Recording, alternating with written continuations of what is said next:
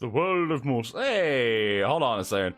For some reason she reminded me of Pike. All right, so hold on.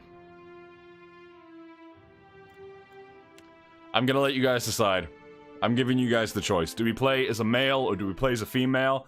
Just as a heads up though, if we play as a female, I'm not gonna do a voice from our character. If we play as a male, obviously I will play as a, I will give a voice. What the hell is that? Sorry, I just say something. I swear, if that's a wasp, I'm gonna freak out. No, I already have a bee living in my chimney. I don't need wasps in here. God damn it. All right. Karina for lie. Let's see what I can make with the male first. So we have the Amois. Amois? I don't know if I'm saying that right. Oh my god. He is beautiful.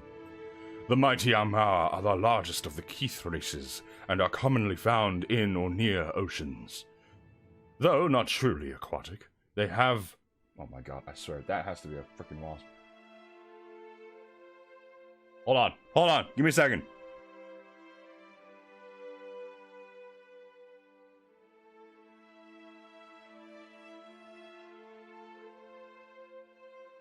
Alright, I'm good. For now, at least. I think you flew off. Where did I get to? Though not truly aquatic, they have an affinity for water, and many of their civilizations, such as Rautai, are based on naval dominance. They are known for their unparalleled strength, +2 to the might. To be posing as a wasp having fun, I have been stung by wasps, and it is not fun. Especially for me, because, like, the last time I did it was on my foot, and my foot ballooned up. It was really bad. We have the dwarf. We have the wee dwarf. By virtue of land covered... I sound like a pirate.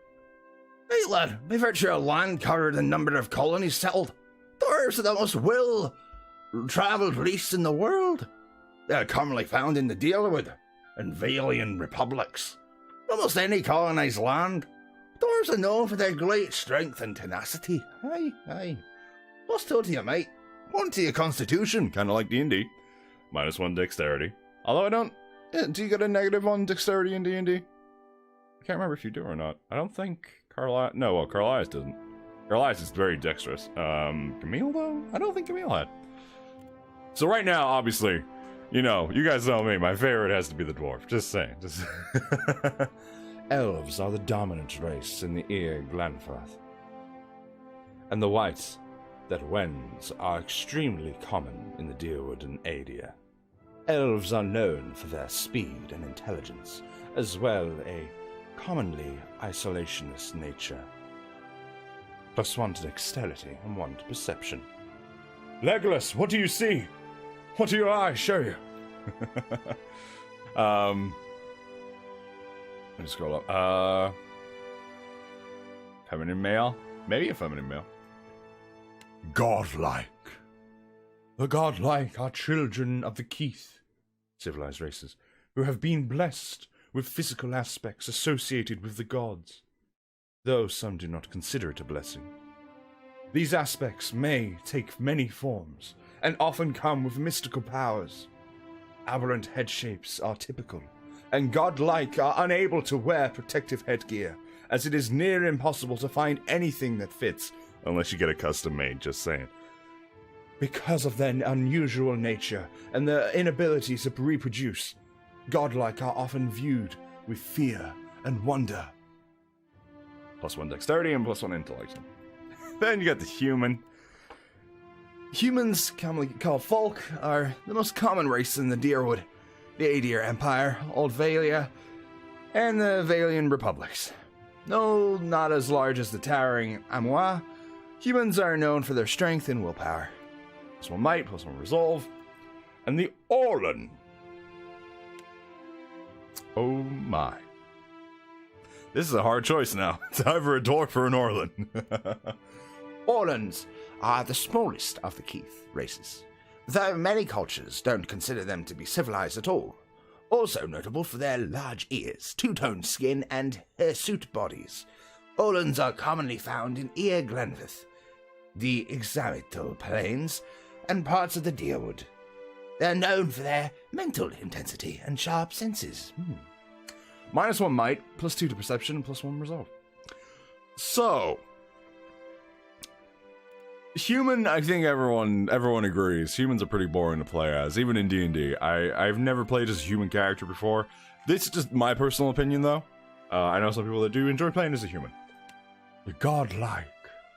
I've never played as the godlike. I want to say godlike. Were godlike in the first game? I think so. Boring, you went human? Did you? What were your reasons? I'm curious. Like, I mean, as I say, it's a personal preference. I know a lot of people that prefer to go for the kind of exotic races because it's a way of escaping who you are in the real world. You're a human in the real world. Let's be a mystical character kind of a thing. The elves, of course. Hey, then you got your wee dwarf, hey. So either dwarf or Orlan. Orlan, I think, would be a very interesting one. Yes.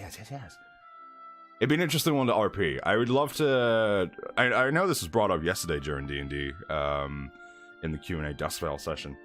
I said I'd probably play as like a mech, like a tinkerer mech monk kind of a thing.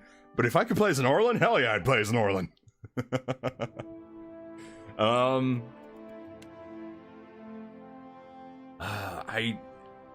It's tried and true. Plus, I feel like I haven't really been a dwarf. You know, Carlias is one of those southern dwarves, ain't he? Aye. Really haven't really spoken like a true dwarf.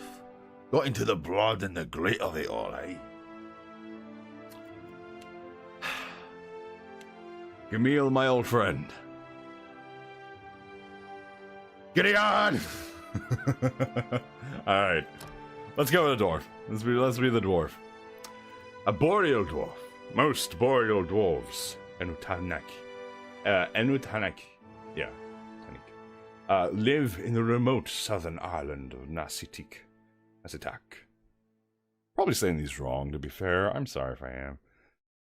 Where they share the rocky tundra and snow-covered forests with migratory pale elves and the coast-hugging ships of Almar. Like their northern cousins, Enutanak, I keep getting that wrong, share an instinctive love of exploration. Boreal dwarves are most commonly encountered in the white that winds, or the southern reaches of the Deadfire archipelago. And are only rarely seen in other lands. 2 might, 1 constitution, -1 dexterity. Hunter's instincts. In boreal dwarf lands, primordial creatures, oozes, fungi, and plants, and wilder ogres, skulders, trolls, Vithrak, and Zurips have long played on hunters. Generations of conflict have given the boreal dwarves an increased chance to graze against them rather than miss. So I'm guessing there's going to be a lot of mechanic changes as well from in comparison from the first. I always get human on first playthroughs of games like these. Second playthroughs and exotic race. Simple as that, really. Oh, fair enough. Mountain dwarves, Aptapo, originated on the continent of Aedil in the old empires, but had disappeared from those lands long before humans and elves arrived there. They've spread rapidly throughout the world over the millennia due to their instinctive drive to explore and migrate. Well, mountain dwarves do form settlements and even small nations. They are more often found within other cultures. Most commonly, Orvalia, the Valian Republics, and the Deerwood. The +2 might, 1 constitution, and a -1 dexterity. I think they're both the same in terms of this, the stat changes that we get. I may be a mountain dwarf, to be fair. Hale and hardy, mountain dwarves are the most well-travelled race in Eora. Their incredible journeys have exposed them to all manner of lethal hazards, giving them resistance to constitutional afflictions. I want to say Gamil was a mountain dwarf, so we'll go with that. Would you like to make a single class or multi-class character?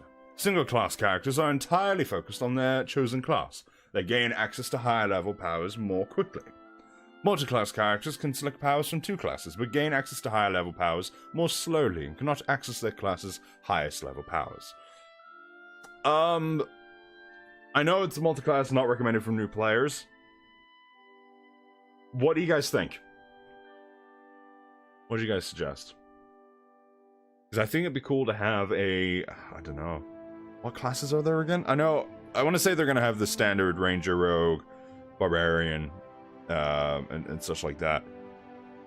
Because the thing is, if I go with Gamil, if I'm going like the Gamil route, if I'm making Gamil here, then we're going to have to go single class.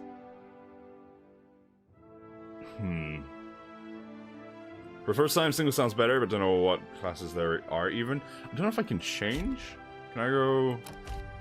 Oh, I can go back then. So, we have the Barbarian, the alright, Barbarian.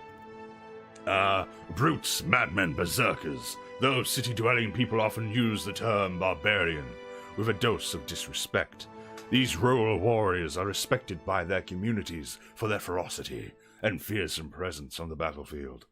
Barbarians have a special, almost religious, role in some cultures, but in many places, the undisciplined, fearless style of the barbarian is simply how warriors conduct themselves. So you get a +2 to Intimidate, Survival, Athletics, Stealth, and History. I don't think History would be a part of that, huh? The Chanter. I think the Chanter was one of the characters in one of your companions in the first game. Can't remember his name, but I remember I had no clue how to use him properly. So, in every culture across Aurora, there are chanters. Many historians considered chanters to be the most ancient workers of magic, their hallowed phrases stirring the collective memory of wayward souls around them, compelling them to generate magical effects in a kind of reenactment. In some societies, chanters form organized groups of storytellers and researchers, but in most parts of the world, they are just a time-honored part of local folk traditions. Okay, Bluff, History, Arcana, Sleight of Hand, Diplomacy. The Cypher. I don't know why, like, Cypher just reminds me of the Pokemon Cypher. A recent discovery in the Eastern Reach. Cyphers were once called Blishlagrin, Mind Hunters, by the Glanfathans. I feel like I'm saying that wrong. Ciphers have the ability to directly contact and manipulate another person's soul and psyche, using an ally's or enemy's essence as the focus of their magic. Though most ciphers are still found in the Eastern Reach, practitioners of the techniques have spread throughout the known world. They are gaining acceptance over time, but are generally distrusted, especially by the uneducated. I can hear like a clicking sound. My desk? I think that may be my desk. Sorry, I hear a weird sound. The Druid. Animists at heart. Druids tap into the spiritual power that flows through the simple living things of Aora. Plants, animals, and sometimes even living stone.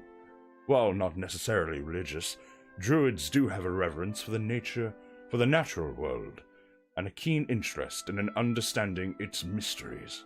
In most cultures, Druids are understood as a sort of primal magician, but among the Glanfathans, Nasitaki? I can't say that word. And many rural cultures, they may have high positions of influence and authority. Okay, so metaphysics, survival, explosive, alchemy, and religion. The Fighter. Fighters form the front line of disciplined armies across the Eastern Reach.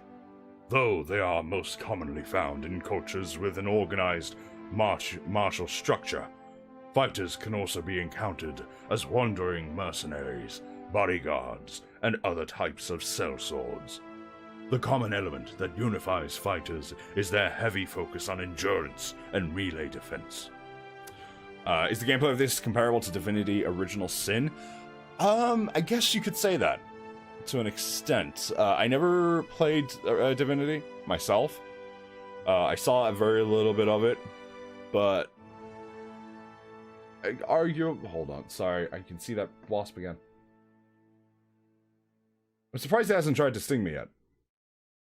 All things considered. It flew away from me when I lifted up my bottle. I have a bottle of water here that I'm just gonna use to whack it. Alrighty. The monk. Monks belong to a variety of fighting orders that have sprung up in Examitil. I don't know if I said that right. And the Eastern Reach over the past few centuries. While many monastic orders can trace their teachings to the enduring founder Teletic, individual organizations vary greatly in their focus, morality, and ethics.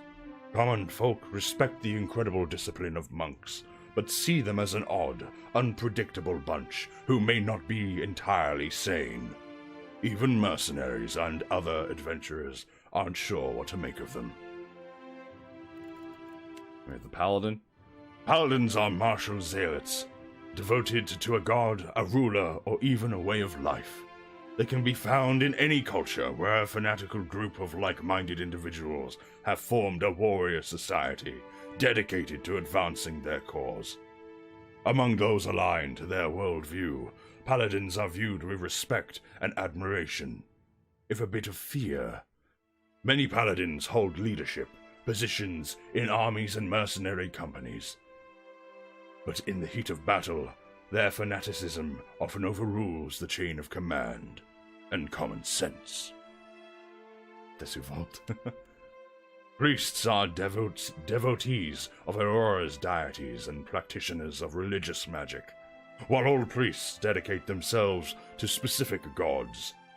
Priests' power is actually derived from their personal beliefs.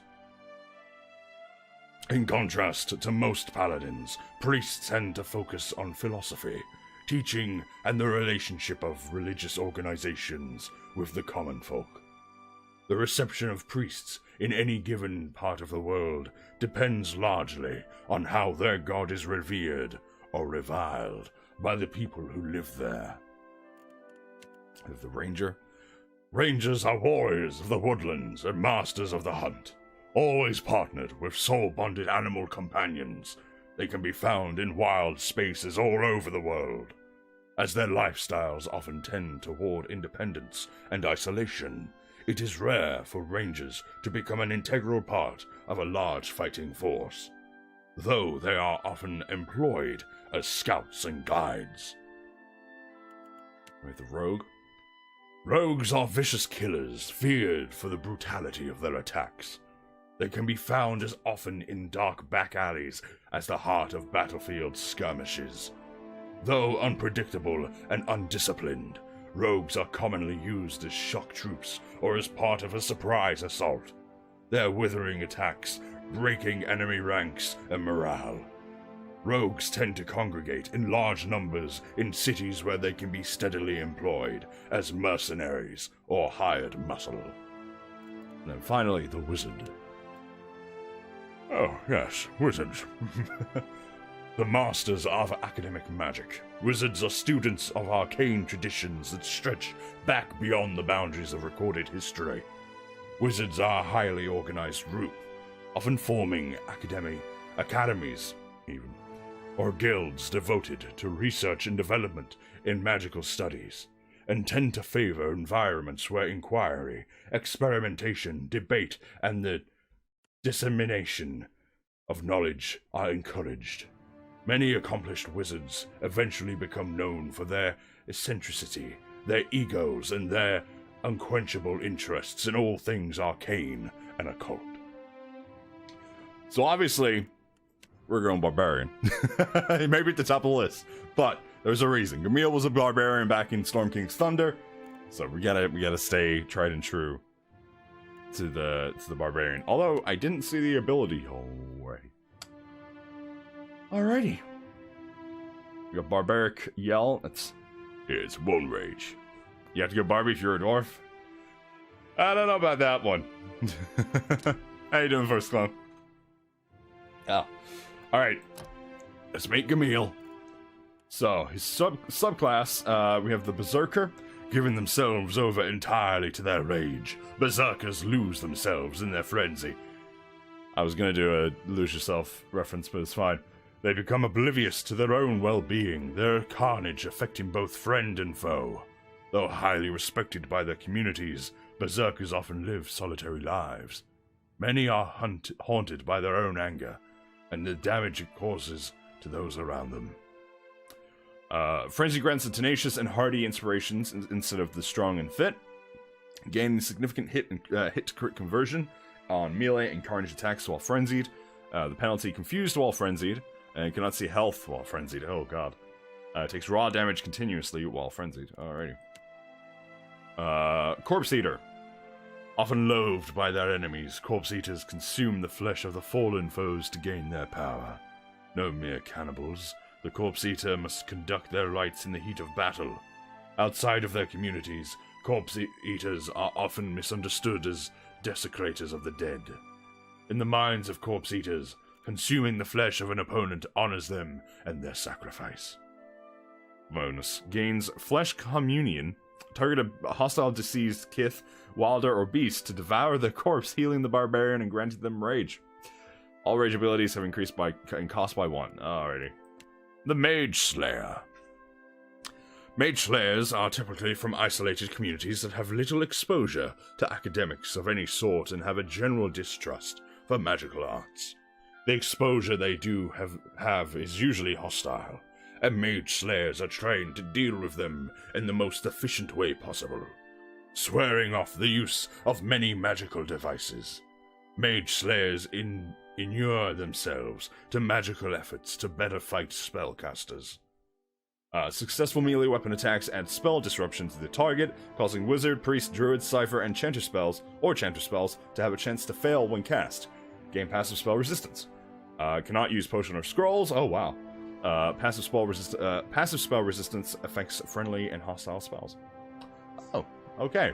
So if you have a teammate that tries to heal you, that may be a problem. But we must stick tried and true to Gamilai for the Berserker.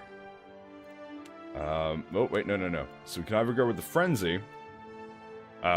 Sends the Barbarian into a frenzied state, granting strong and fit inspirations as well as an action speed bonus. While frenzied, the Barbarian receives a deflection penalty. Berserker grants tenacious and hardy inspirations yep. And then the Barbaric Yell, let out a frightful yell causing enemies in the area of the effect to be shaken.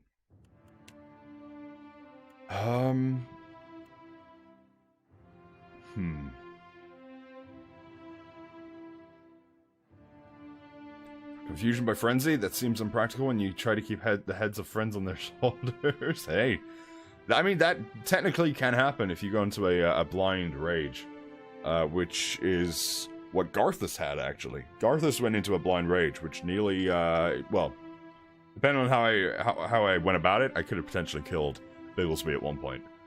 Yeah, that would have been bad.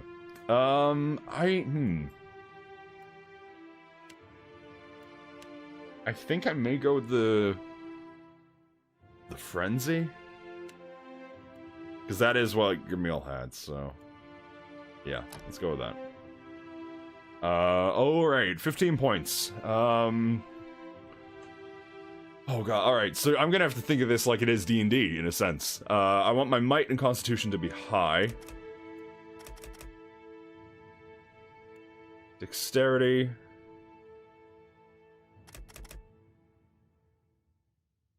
Perception. Intellect. I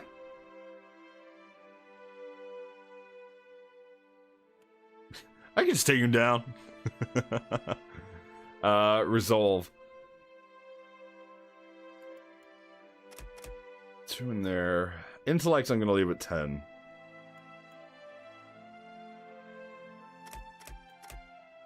Okay. We'll have him as strong and healthy. More towards agile. That seem fair? Yeah, that seems fair. Where are you from? The Adia. The Adia Empire is one of the most prominent old empires of the West. It is centered around the equator and has a tropical climate. The nation of Adir is at its heart and houses the majority of its human and elven populace. Adir was once a powerful colonial force, but the loss of Raidcaris and the Deerwood reduced its stature. Adirans are common in the Eastern Reach, but rare in the Deadfire archipelago. Pickles with a little door opener? Absolutely. You gave one of your players a cursed axe that made them attack the closest target, whether the target was friend or foe. That was a fun. Oh lord. The Deadfire archipelago. Sorry. The Deadfire archipelago marks the eastern edge of the known world, dominantly populated by island Amawa, who make up the tribes of the Hoana. The chain of hundreds of islands span thousands of miles. The Deadfire contains myriad climates and biomes that are home to the bewildering array of creatures. The last century has brought ambitious colonial traders, explorers, and pirates to the Deadfire, but travel east of the archipelago is blocked by the destructive storms of Andra's Mortar. There we go. Legends among... let me re-say that one. Legends among the Hoana speak of an ancient cataclysm that devastated their people thousands of years ago. Details of this event have been lost to time, but Hoana storytellers claim that it destroyed everything they had built, sinking even the greatest of their cities beneath the waves. So you actually do get stats depending on where you come from, which, I have to take that into consideration. Exametal?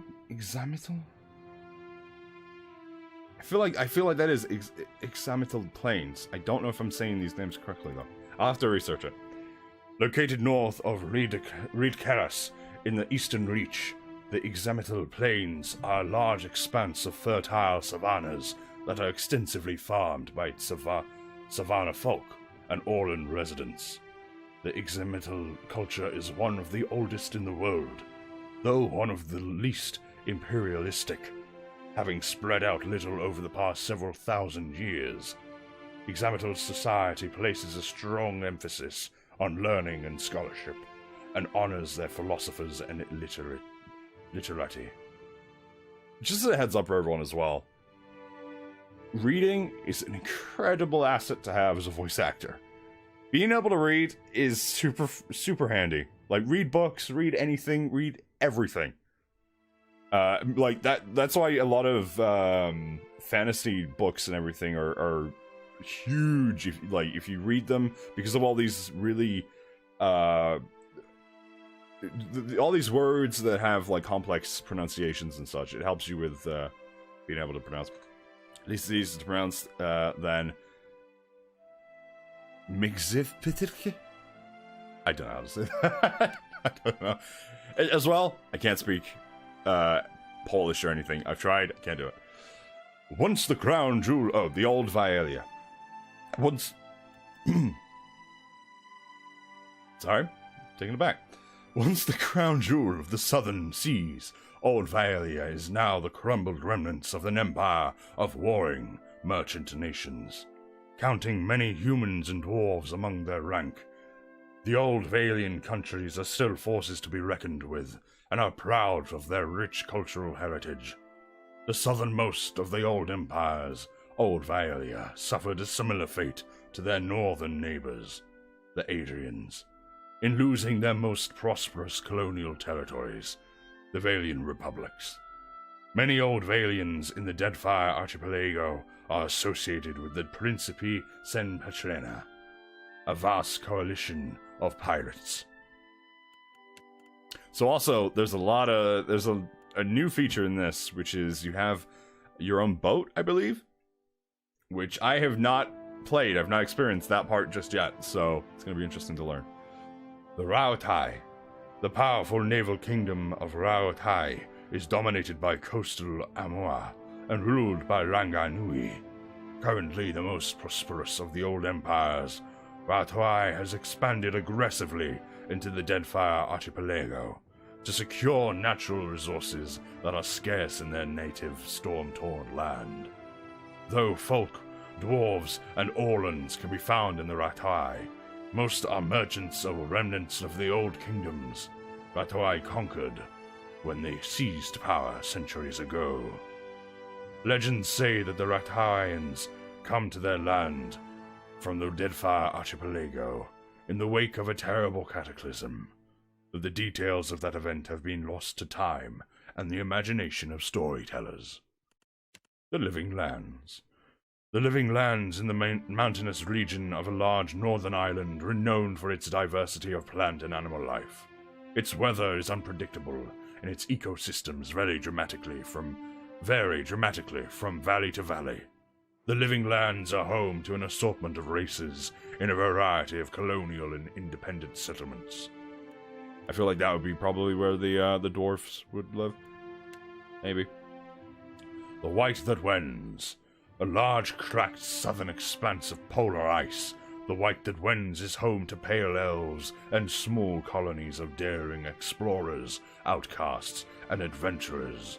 While virtually no plant life grows in the White, it is home to many hardy species of dangerous animals that forage from the seas or prey upon each other to survive. I'm not sure where we're going to choose them, because I'd imagine the dwarves would probably live either the Living Lands or maybe even the White That Wends. Old Valia seems to be a more kind of a... I'd imagine it'd be more just like cities and such, you know?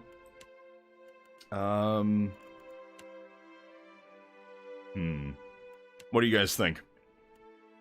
Where would you say we should select?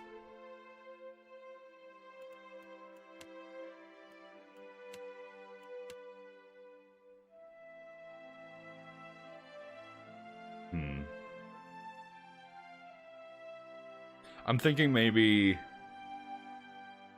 either the Rautai or the Living Lands. As well, given that they have the +1 might or constitution.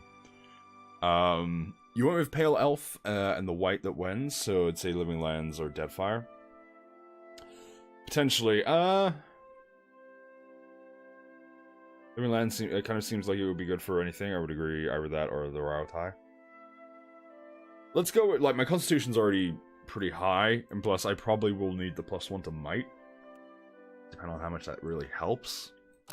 Let's go with that. What was your job? A colonist? You were part of a group that founded a fledgling colony in a distant land.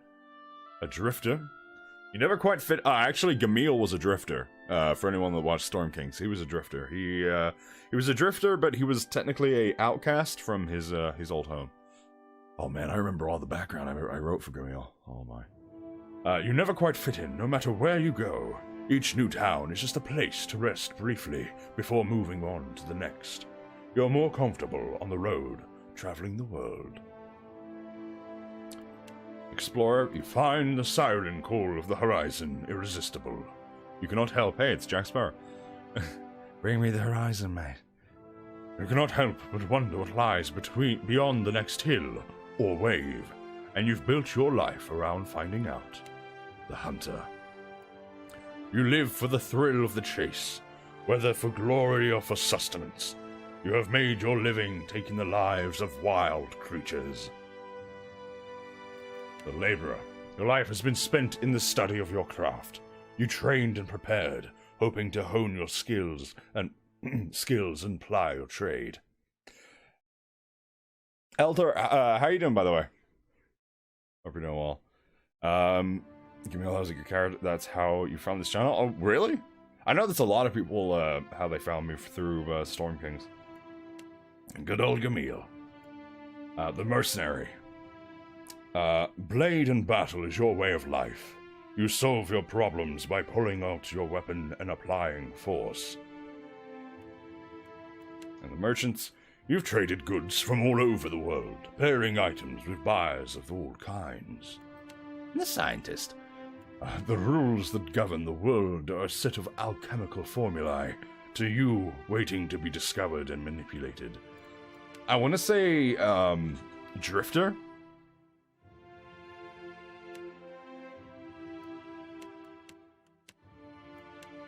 Use a sleight of hand to bluff in streetwise. Because you have to look at it like, what is your best for the stats that you want? But I think the Drifter would fit Gamil, obviously. Available weapon types. Alrighty, where's the Great Axe?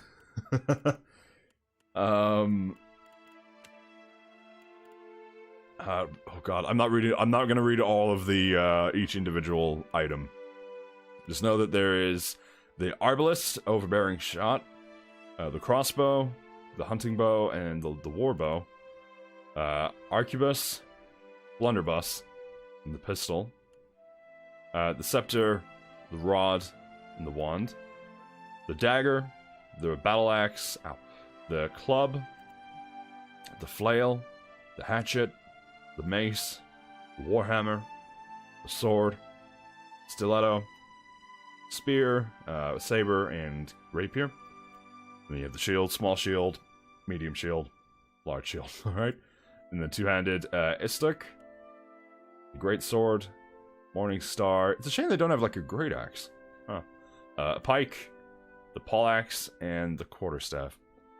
The wording for the hunter mage, you not pick for your ranger, just seemed wrong for a man with a bear as a companion to murder animals the way it says it. Did you go for I mean, obviously I'm just kind of taking a guess here. Did you go with the bear companion through critical role?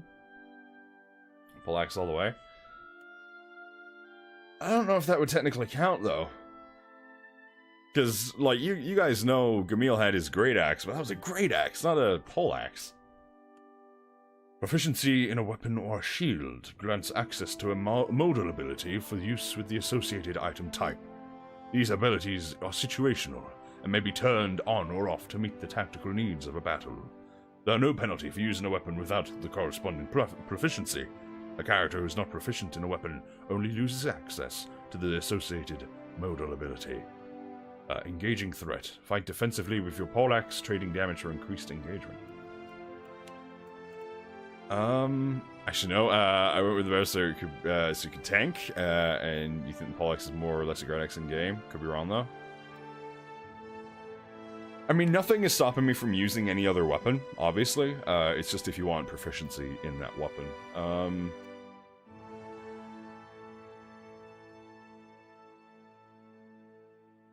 Yeah. I gotta admit, though, I would like to see Gamil with a gun. That would be pretty funny. That would be a situation. If you guys don't, if you haven't heard about the whole Battle Royale charity event that may happen with Table Story, I would love it if Gamil killed Carlias and then Gamil took Carlias' guns. That'd be so... Oh man, that'd be amazing. I think Gamil could efficiently wield those the guns, though. I'm doing good, just enjoying the game and interested to see your take and how you like to play it. I'm definitely going just for the story. We are playing on the story difficulty, because it has been a while since I played an RTS. But, definitely curious to get into the story of this one. Now, we do have the Critical Role team. There's Keyleth, Pike, Vex. Yeah, Vexalia. Where's the Scanlan? Fuck. Mine's gone blank. Talos' character.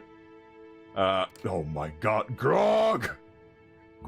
Percy, that's the one, Percy. God, I've been playing.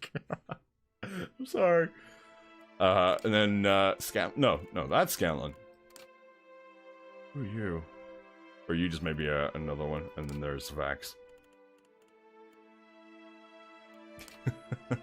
I love the face they have for Grog. Is that Gilmore? Oh, you know I like Gilmore. Let's see. Where's the dwarf? So that I want to say that's the same dwarf picture from the first game, if I'm not mistaken. He does have some glorious goods. Who else is there?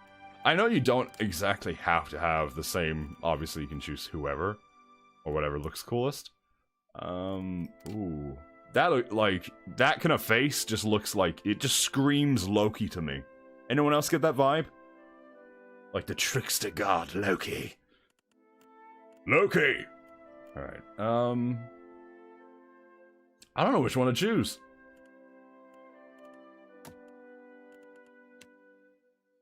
Let me change up my clothing color first. Oh man, what kind of clothes? Hold on, does anyone still have a picture of Gamil? What was? Hold on. I should have one. Hold on, where is it? I should have one on my phone actually. Gamil. Where is he? Hold on. We're gonna make this look exactly like him. The hair is already there. I don't have to really change the hair too much. Plus the beard. The beard, not the beard! Sorry, table story, retired, Storm Kings. Is there a... Does someone have a picture of that in here? Maybe, maybe not. I don't know. Nope. I'm trying to find a picture! What was that picture of? I don't, what? Okay, I guess I'm not loading. Alright, never mind. I want to say it was red. I want to say his armor was like a red leather. Oh, does his hands or does his glove have fingernails on them? Those are his hands, are they? Yeah, yeah, no, those are his hands. He has got really tanned hands. Alrighty then. Alright, hair we'll leave... we'll make it a little darker. There we go. Yeah, that was more like it. The head... Oh god, oh god. What? It went from, like, normal... Those eyes. And then, I don't know. I don't know how to really describe that one. Alright. Let's go with the normal. The hair, currently that one, but what about... No, definitely that. Definitely gonna have the braids for Gamil. Dark-ish to you? Yeah. A little odd. Oh. Alright, if we're modeling kind of after me as well, then that would be me. But Gamil would have the braids. The voice. Nothing will slip past me. No, that does not fit Gamil at all. Let's go. Not a sound. Let us end this. To whispers and shadows. I shall lead us. Onward! Easy now. Kill them all. Let's keep quiet. I'm here. Grog! For Strong Jaw! They won't see me coming long as I keep my eyes closed. Long as I keep my eyes closed. Ready? Ready. We will bring down dragons, gods, and more. And more. I love Grog. Ah, I love Chad. Grog. Yeah. This is my favorite part. They won't see me coming long as I keep my eyes closed. Should we go with Grog? Well, if you insist. Hit it! Watch and learn, Vax. This is got Shall we Percy. begin? I won't be gone long. What's our plan? I will do my utmost to keep you all from embarrassing yourselves. Here! Somehow it always ends in bloodshed. I'll report back to you. I will do my utmost to keep love you all it. from embarrassing yourselves. Oh, what a lovely dinner. Lightning!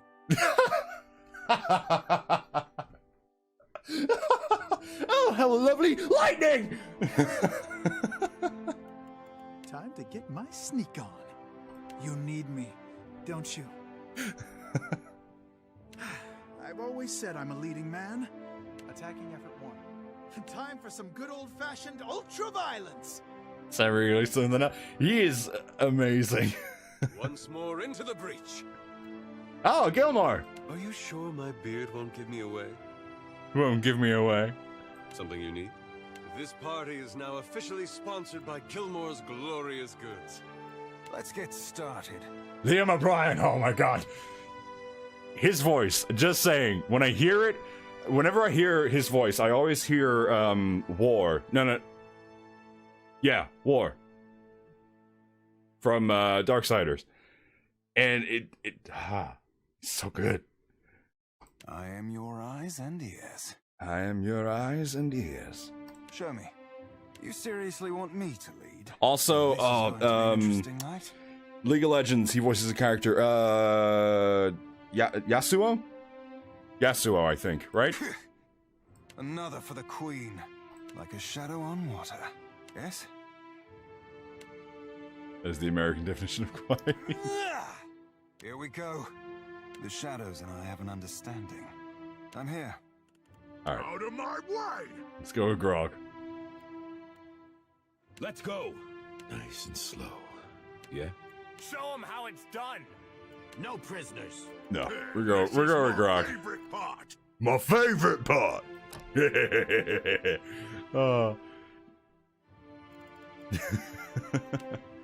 Hey, we go with the heroic. Not with the hunched. Oh god. That I can imagine, like, that kind of pose is like a wizard. Look at that finger. Look at that that is not a dwarven finger at all, lad.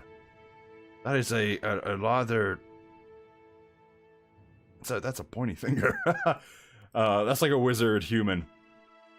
The roguish charm, yes. The sassy. The stoic. And the sullen. We go for the heroic. We have that boss factor about him. It's a wizard that's about 3 hours away from being a nothing. Alright, for the portrait, since we have Grog on our voice, we may as well go with Grog. But Gilmore.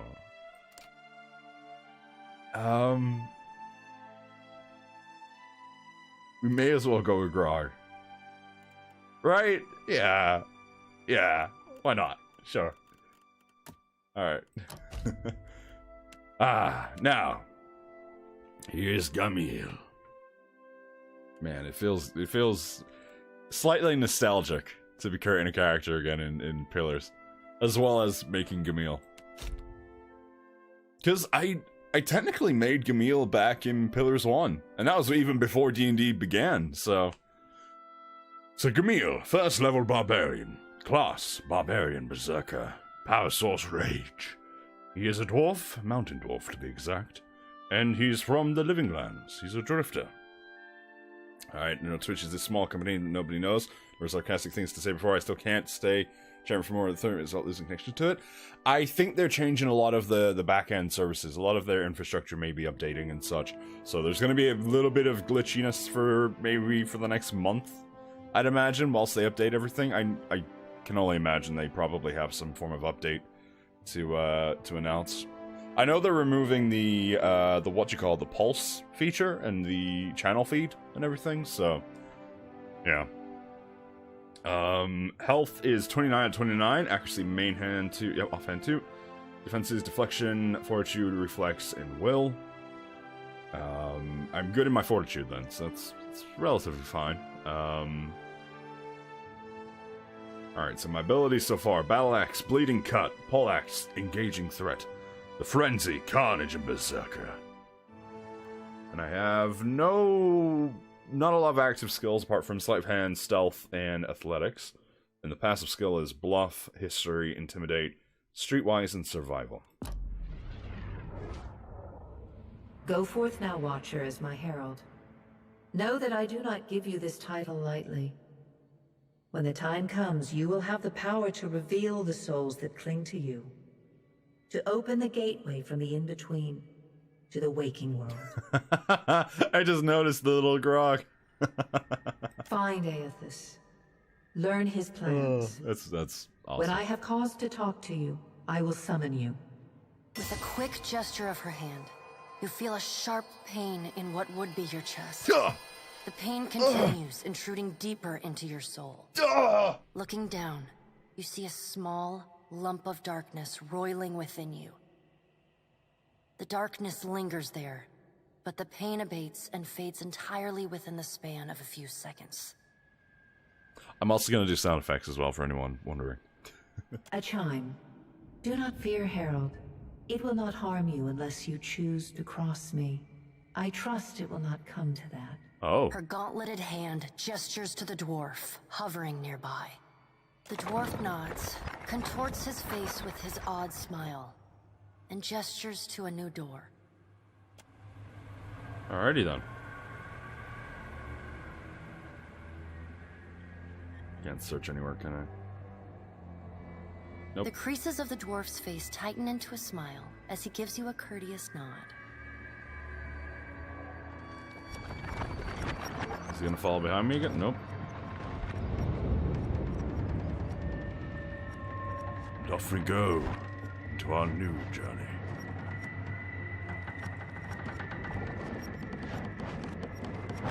Camille and Colasset child. I mean, that's technically impossible, but if they merged into one being, yeah. This reminds me of the one level in Fallout 4 where you inside the Merc's memories. Yeah, yeah, I vaguely remember what you're referencing to.